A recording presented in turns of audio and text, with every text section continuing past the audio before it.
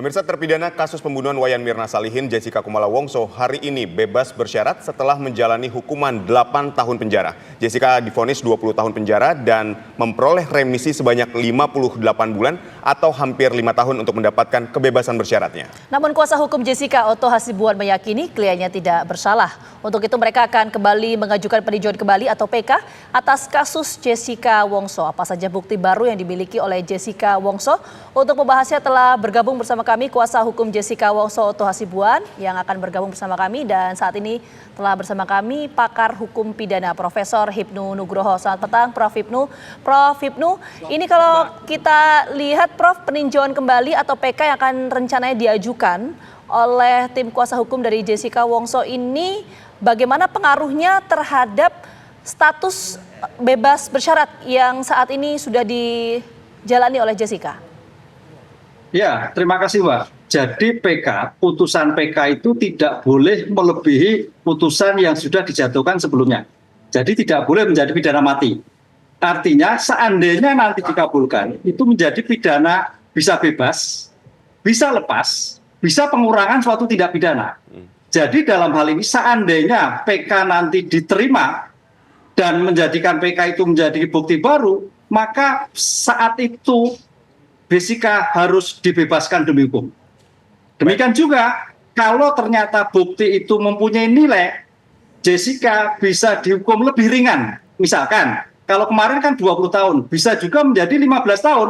Sehingga kalau 15 tahun, sekarang sudah menjalani dalam petik 11 tahun, tinggal 2 bulan atau 3 tahun menjadikan pidana bersyarat yang bersangkutan. Ini yang menarik Pak. Jadi tidak menghapuskan putusannya sekarang, tapi bisa mengurangkan, bahkan membebaskan. Ini saya kira suatu ikhtiar yang bagus bagi seorang Jessica, bagaimana untuk membersihkan namanya ketika itu putusan bebas, bisa untuk mengurangkan pidananya ketika itu pidana bersyarat yang sedang berjalan. Sehingga pidana bersyarat yang sedang berjalan seandainya sampai 32, tahun 32, mungkin tahun 30 atau 29 atau 28 bisa keluar. Seandainya bukti baru itu diterima sebagai dalam alasan pemenuhan peninjauan kembali. Baik. Begitu Pak. Prof. Hipnu, ini kan juga banyak publik nih bertanya nih, Jessica Kumala Wongso dihukum 20 tahun penjara, terus baru 8 tahun sudah dinyatakan bebas bersyarat. Menurut Prof, apakah ini sudah sesuai dengan aturannya menjalani 3/4 masa hukumannya? Silakan Prof. Ya, 3/4 itu harus dimaknai bahwa Jessica sudah menjalankan 8 tahun. Pertama. Kemudian mendapatkan remisi 5 tahun 8 bulan. Remisinya 58 bulan maksudnya. Itu kalau kita hitung 58 bulan itu berarti 4 tahun. 4 tahun berarti 12. Ya tepat. Karena remisi itu Mbak, remisi itu Mas, remisi itu ketika 1 tahun menjalani itu mendapatkan 1 bulan.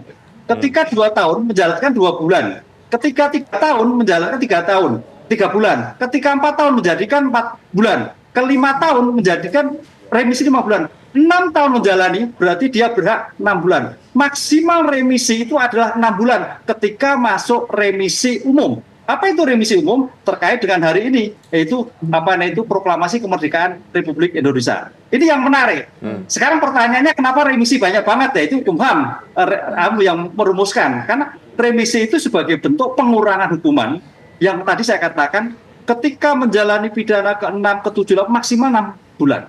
Nah, sekarang pertanyaannya berarti ketika si Jessica itu sudah menjalani sekian tahun, berarti 6 bulan itu terus yang mengurangkan terhadap pidana penjara yang dilakukan. Ini sebagai bentuk tujuan hukum, kalau kita orang ke akademis, konsepnya adalah rehabilitatif, memperbaiki. Sehingga Jessica yang tanda petik umur masih muda, masih bisa berkarya untuk bangsa dan negara. Lain kalau remisi itu terhadap retributif, pembalasan, misalkan kasus turas, kasus yang perampokan yang meresahkan masyarakat, potensi itu agak sedikit sulit untuk mendapatkan remisi. Apalagi ketika dalam suatu lembaga pemasyarakatan tidak mengikuti aturan mekanisme, tidak mengikuti isolasi, tidak mengikuti pembinaan, dan resiko. Lah ini Mbak, resiko seorang Kalapas mempunyai kewenangan untuk meneliti apakah yang bersangkutan berisiko tidak ketika mendapatkan bebas bersyarat. Jadi bebas bersyarat itu merupakan hak, bukan suatu kewajiban.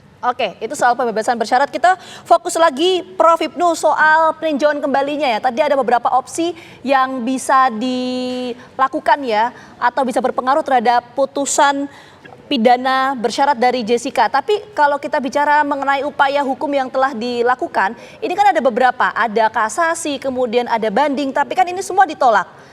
Jadi peluang PK ini bagaimana kalau melihat dari kacamata hukum? Ya, kita harus lihat Mbak, sistem peradilan pidana kita itu bukan menganut, cenderung adalah civil law.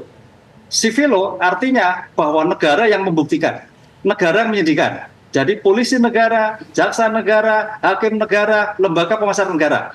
Dan ini sudah diuji 5 kali. Coba lihat pengadilan negeri, pengadilan tinggi, pengadilan kasasi, PK.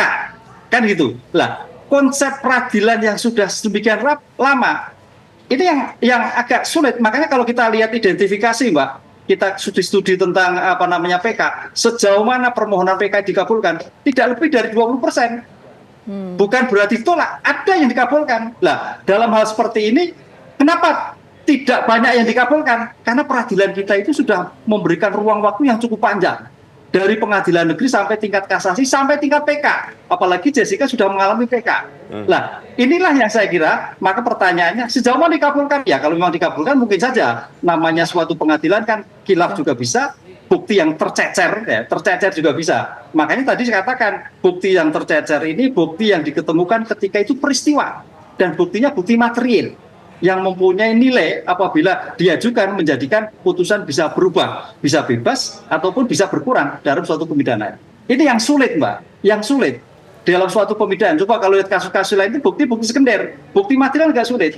Karena bukti material ini kalau ditemukan juga bagaimana sejak awal polisi melakukan penembakan, bagaimana kejaksaan, bagaimana pengadilan sinkronisasi dengan bukti-bukti yang lain. Jadi sudah luar biasa. Entoh ada bukti yang tercecer, sangat dimungkinkan.